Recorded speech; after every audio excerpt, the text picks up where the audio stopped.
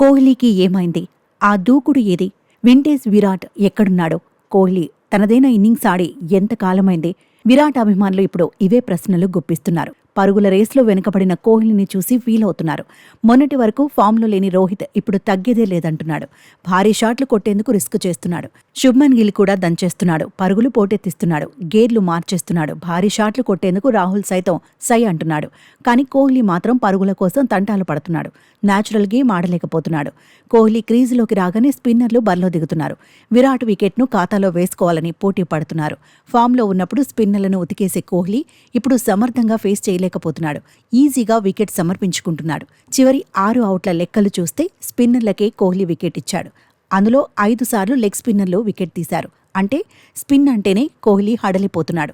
Leg స్పిన్నర్ల బౌలింగ్లో ఎక్కువగా బుక్కైపోతున్నాడు. Champions trophy తొలి మ్యాచ్లోనూ అంతే. లెగ్ స్పిన్నర్ బౌలింగ్లోనే కోహ్లీ అవుట్ అయ్యాడు. క్రీజులోకి వచ్చినప్పటి నుంచే స్టార్ ప్లేయర్లో కాన్ఫిడెన్స్ కనిపించలేదు. అసలు అటాక్ చేసేందుకు ప్రయత్నించలేదు. ముందుగా క్రీజ్లో సెటిల్ అవ్వాలనుకున్నాడు. కానీ 37 బంతుల్లో 22 పరుగులు చేశాక తన స్పిన్ బలహీనతను బయటపెట్టుకున్నాడు. ఎదుర్కొన్న 38వ బంతికి పెవిలియన్ చేరాడు. అసలు వన్డే వరల్డ్ కప్ తర్వాత ఆడిన 6 వన్డేల్లో కోహ్లీ సాధించింది 137 పరుగులే. అందులో ఒకే ఒక్క హాఫ్ సెంచరీ ఉంది.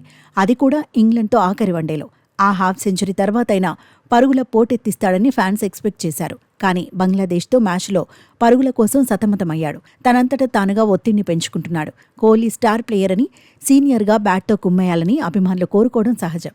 అదే విషయాన్ని విరాట్ ఎక్కువగా ఆలోచిస్తున్నట్టుగా కనిపిస్తోంది. అందుకే స్వేచ్ఛగా బ్యాటింగ్ చేయలేకపోతున్నాడని మాజీలు అంటున్నారు. పెద్ద టెస్టులో సెంచరీ కొట్టిన కోహ్లీ ఆ తర్వాత ఆ దూకుడు కొనసాగించడంలోనూ విఫలమయ్యాడు. తర్వాత 8 ఇన్నింగ్స్లో కలిపి 90 పరుగులకే పరిమితమయ్యాడు. కాన్ఫిడెన్స్ లేకపోవడమే అసలు కారణమనే వాదన ఉంది. పరుగులు సాధించేందుకు ఎక్కువగా కష్టపడటము మైనస్ అవుతోందనే వాళ్లు ఉన్నారు. ప్రతి ప్లేయర్ కెరియర్లో టఫ్ టైం ఉంటుందని, సవాళ్లను అధిగమించడమే కీలకమని మాజీలు అంటున్నారు. సవాళ్లను ఎదుర్కోవడం కోహ్లీకి కొత్తేమీ కాదని, కానీ త్వరగా ఫామ్ అందుకోకపోతే ఒత్తిడి మరింత పెరుగుతుందంటున్నారు. మొత్తంగా విరాట్ గురించి ఎక్కువగానే చర్చ జరుగుతోంది.